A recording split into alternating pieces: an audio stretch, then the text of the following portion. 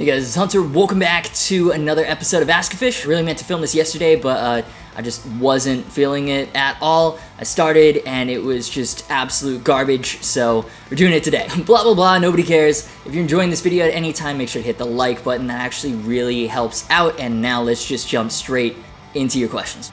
Can you get one of the new 2019 BC Riches and do a video on it? Yeah, so we talked a little bit a few weeks ago about the 2019 BC Riches. We went over the new, not announced, but also not leaked 2019 models. It's kind of a weird situation where all the solid information is coming from Reverb listings. Essentially, looks like they're making another comeback. New management, new models, new information, thanks to some more recent Reverb listings. So at this point, from what I can gather, it kind of looks like they're following a Gibson type blueprint with two main collections. You know how Gibson has the modern collection with more progressive models, and then the original collection, which tries to capture the quote-unquote golden era. So it's pretty clear BC Rich is trying to do the same thing with their Extreme and their Legacy series guitars. The Extreme series has the modern specs, your Burl tops, your Fishman Fluence pickups, your Evertunes, and there are a lot of Evertunes in the teased lineup, which is great to see. I know, they're expensive, so they don't come stock in a lot of production guitars, and it's hard to try them out in person, but trust me, they are game changers. Then the Legacy series are the BC Rich guitars as you remember them. Beveled edges instead of binding, passive pickups, no abalone. So that's smart. They're not just resting on their laurels, and at the same time, they're not abandoning the fans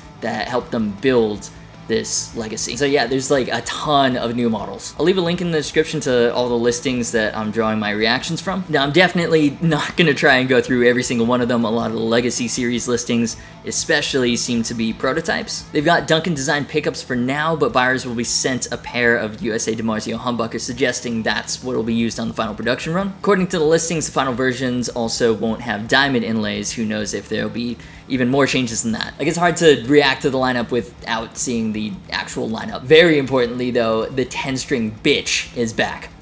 Hell yes. Now, I'm by no means a fan of the pointy 80s style aesthetic, but a 10-string guitar? I mean, I'd love to try one. The doubled up treble strings would be super interesting to throw into riffs. That was one of the ones I said I was really hoping for last time, so it's great to see that that's back. There's also a double neck bitch. It's disgusting, I hate it, but it is eye-catching. Confirmed, there's a Legacy Mockingbird. I like the one in transparent purple with a quilt maple top. And of course, all the models, Extreme, Legacy, whatever, they're all neck through.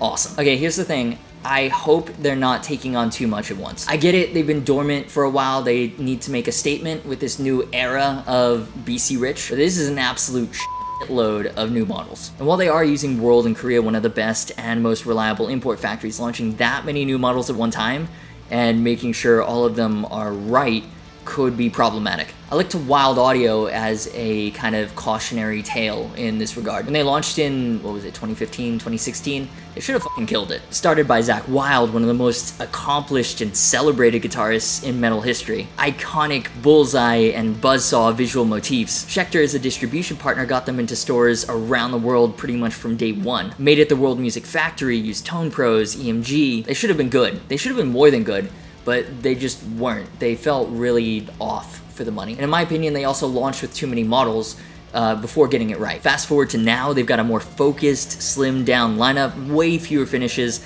and I hear they've gotten a lot better than the ones that I tried, but the damage from the not so ideal launch has been done. I don't really see them at physical Guitar Center locations anymore. Most of the lineup has been dropped from the Musician's Friend website, and at trade shows they're basically a footnote at the Schecter booth. They're still releasing new models and new finishes. They're not dead by any means. They're just not as big or as relevant as realistically they should have been. It's not a direct comparison, but you see where my concern is coming from. So hopefully they get it right. We'll just have to wait and see. As far as getting one, I have no contacts at BC Rich. Hopefully they'll be at NAMM this year and I'll be able to check them out in person. Actually, I just checked their Instagram, which I probably definitely should have done before even starting to film. They have a teaser for their upcoming website that was posted about a week ago, so I was wrong about the two collections. In addition to the Extreme and the Legacy series, there's also the Prophecy series. Now, unfortunately, the clip is not nearly long enough to make out any solid details about the Prophecies. It looks to be as flashy as the Extreme series, but with passive pickups instead of the Fishman Actives. The post said that the full website should be launching in a few days. I'm filming this on Monday, November 4th, and as of today, it's still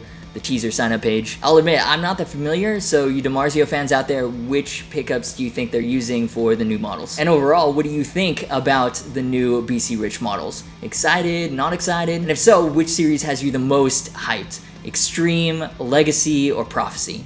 Pull in the top right. And before we get into the next question, I want to say a short bit about today's sponsor, D'Addario. There's nothing to do with the products, but I have to tell you, as a company, they've been amazing with supporting the channel over the past few weeks and taking the stress off creating content. So they've got a new series of extended life string out called the XTs, which are super awesome. They feature high carbon steel wire and D'Addario's thinnest and most durable coating ever. And because of that, the XT 9-42s I've been using, it's crazy. They feel just like normal strings. In addition to the electric sets, there's also acoustic, classical, bass, mandolin, and even banjo sets. Link to more information in the description, as well as Sweetwater Toman if you want to try them out, which I highly recommend you do, because I think you'll love them. And really, you don't just have to take my word for it. So far, the reviews have been overwhelmingly positive. So go click the link in the description, and while you're reading about the technology behind the XTs, feel free to feel extra good about yourself knowing that you are directly helping me be alive to create content. Hey Hunter, did you see that Kerry King left BC Rich and joined Dean Guitars? Holy shit, seriously? No. 1 second while I look this up. Well, that is interesting. You know, talk about an iconic duo. As far as I can remember, even through the company's rough recent history, Kerry King was almost synonymous with BC Rich, with the signature V's and Warlocks. I wonder what caused this. I mean, as far as a move for the guitars goes, Dean makes sense, right? They're another brand with a long-standing affiliation with metal. You know, he's joining another thrash legend in Dave Mustaine, Michael Amott, John Connolly from Seven Dust, Dimebag, obviously. I mean, I'm curious, was Dean able to offer more support? Did Kerry King just want to try something new? From Dean's Instagram post, Kerry's now playing some sort of custom take on Dean's V with a Kaler trem, an EMG bridge pickup, and a Sustainiac in the neck. It's also got a custom headstock shape that reminds me of Maleficent's hairdo.